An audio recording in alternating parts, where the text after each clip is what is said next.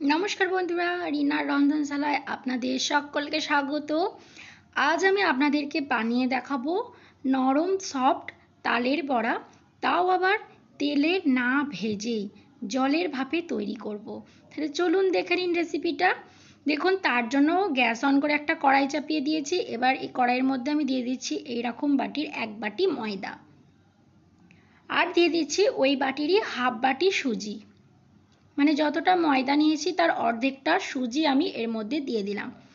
দিয়ে এবার গ্যাসের ফ্লেমটা মিডিয়ামে রেখে এটাকে আমি শুকনো অবস্থায় হালকা করে ভাজা ভাজা করে নেব।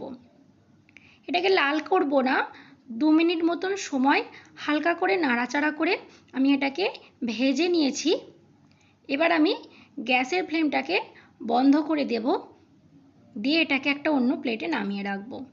দিয়ে আবারও আমি গ্যাস অন করে কড়াইটা চাপিয়ে দিয়েছি। এবার ওই মধ্যে দিয়ে দেবো ওই বাটিরই 1.5 বাটি জল, দিয়ে দিচ্ছি স্বাদ অনুযায়ী নুন, আর দিয়ে দিচ্ছি চিনি। এখানে আমি 5 চামচ চিনি দিয়েছি, মিষ্টিটা আপনারা আপনাদের পছন্দ মতো দিয়ে নেবেন। দিয়ে এটাকে এইভাবে একবার মিশিয়ে দিলাম। এবার আমি এর মধ্যে দিয়ে দিচ্ছি তালের পাল্প, 1 বাটি তালের পাল্প দিয়ে দিচ্ছি। দেখুন, আমি সমস্ত কিছু কিন্তু এই বাটিটার মাপ করেই নিচ্ছি। দিয়ে এটাকে আমি জলের সঙ্গে খুব ভালো করে মিশিয়ে দিয়েছি। দেখুন, খুব ভালো করে মিশিয়ে দিতে হবে যাতে এর মধ্যে তালটা দলা পেকে না থাকে। এবার আমি এর মধ্যে দিয়ে দিচ্ছি বেশ কিছুটা নারকেল কোড়া। নারকেল কোড়াটা আপনারা না চাইলে নাও দিতে পারেন, কিন্তু দিলে কি হবে, এটার টেস্টটা খুব ভালো হবে। এবার দিয়ে এটাকে আমি নাড়াচাড়া করে ফুটিয়ে নেব। দেখুন, তালের পাল্পটা কিন্তু খুব ভালোভাবে ফুটে উঠেছে। এবার আমি আগে থাকতে যে ময়দা আর সুজিটা শুকনো অবস্থায় ভেজে রেখেছিলাম সেটা এবার অল্প অল্প করে দিয়ে এর সঙ্গে খুব ভালো করে মিশিয়ে নেব। দেখুন, অল্প অল্প করে দিচ্ছি, আর কিন্তু আমি অনবরত খুন্তিটাকে নাড়িয়ে চাড়িয়ে নিচ্ছি যাতে এটা দলা পেকে না যায়। দেখুন, এবার আমি সমস্ত কিছুকে খুব ভালো করে নাড়িয়ে চাড়িয়ে নিচ্ছি। দেখুন, এটা একটা এরকম ডোয়ের মতন হয়ে গেছে। যতক্ষণ একটা ডোয়ের মতন হয়ে যাবে ততক্ষণ কিন্তু এটাকে খুব ভালো করে নাড়িয়ে চাড়িয়ে নিতে হবে। আর গ্যাসের ফ্লেমটা কিন্তু আমি একদম লোয়ে করে দিয়েছিলাম, লোয়ে করে এটাকে নাড়িয়ে চাড়িয়ে নিয়েছি। দেখুন, এটা একটা এরকম দলার মতন হয়ে গেছে। এবার আমি গ্যাসের ফ্লেমটাকে বন্ধ করে এটাকে একটা প্লেটের মধ্যে আমি নামিয়ে নিচ্ছি। প্লেটের মধ্যে নামিয়ে নিয়ে এটাকে একটু ছড়িয়ে দিয়েছি যাতে এটা একটু হালকা ঠান্ডা হয়ে যায়। দেখুন, হাত সহ্য করতে পারবে এই রকম ঠান্ডা কিন্তু এখন এটা হয়ে গেছে।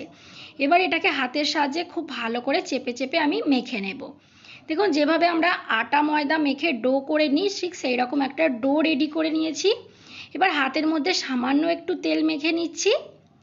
দিয়ে এবার এখান থেকে আমি অল্প অল্প করে এরকম লেচির মতন করে নিয়ে হাতের সাহায্যে দেখুন খুব ভালো করে মসৃণ করে একটা গোল বলের মতন করে নিচ্ছি।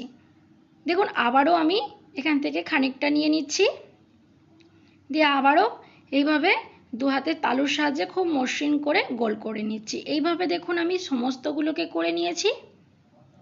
আর এধারে দেখুন, একটা কড়াইয়ের মধ্যে আমি বেশ খানিকটা জল ফুটতে দিয়েছিলাম, জলটা খুব ভালোভাবে ফুটে গেছে।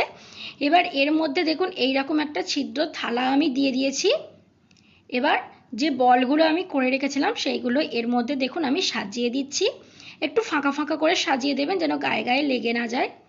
দেখুন, সুন্দরভাবে সাজিয়ে দিয়ে এবার এটাকে ঢাকা দিয়ে আমি 10 মিনিটের জন্য হতে দেবো।